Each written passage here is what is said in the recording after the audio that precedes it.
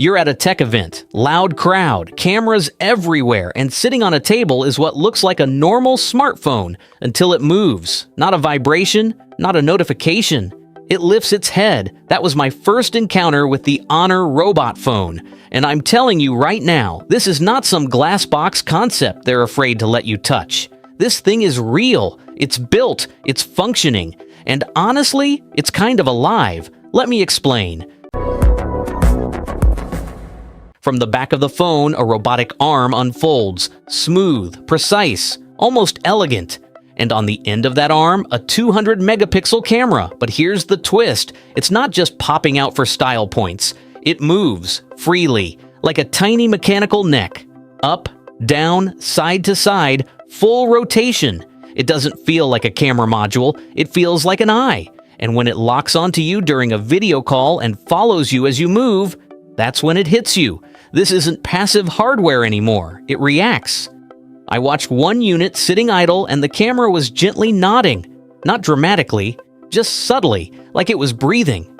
Across the booth, another one was tracking people walking by, responding to questions with small gestures, a nod for yes, a shake for no. Tell me that doesn't sound wild. Now here's where it gets even crazier. That robotic arm isn't some bulky attachment.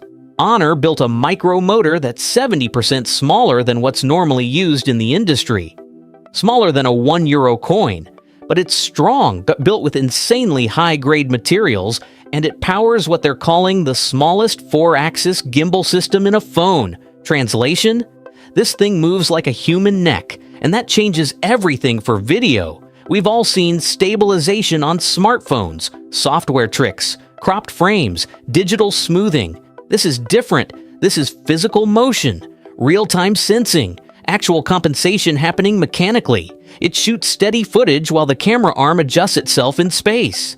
It can track a subject and stay locked in, even if you're circling around them. It can spin into dramatic 90-degree or 180-degree cinematic moves like you're carrying a miniature film rig.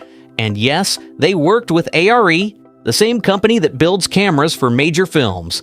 That's not a small collaboration, that's a statement. But what really makes this thing different isn't just the camera performance, it's the personality. Play music? The camera moves with the beat. Walk around during a call. It follows your face. Leave it on a desk? It doesn't feel like a dead slab of glass anymore. It feels aware, and I know that word gets thrown around a lot, but seeing it in person is different. It blurs this weird line between device and companion. At one point during the demo, it was interacting alongside ARRI's humanoid robot on stage. A phone and a robot sharing the same AI ecosystem. That's when it clicked. This isn't just about adding a gimmick to a smartphone. It's about motion becoming part of personal tech. For over a decade, phones have basically been flat rectangles. Faster chips, better screens, more megapixels, but still flat, still static. This is the first time I've seen a mainstream brand say, what if your phone could move? Not vibrate, not animate on a screen. Actually move in the real world. Is it a little weird? Absolutely. Is it futuristic? 100%. Does it feel like the beginning of something bigger? Without a doubt. ARRI is calling it a new species of smartphone, and honestly, that might not be an exaggeration. Because once your phone starts looking back at you, we're not in the same era anymore. This isn't a concept, it's not a render, it's not a prototype hiding behind glass. The ARRI robot phone is real, and it just blinked.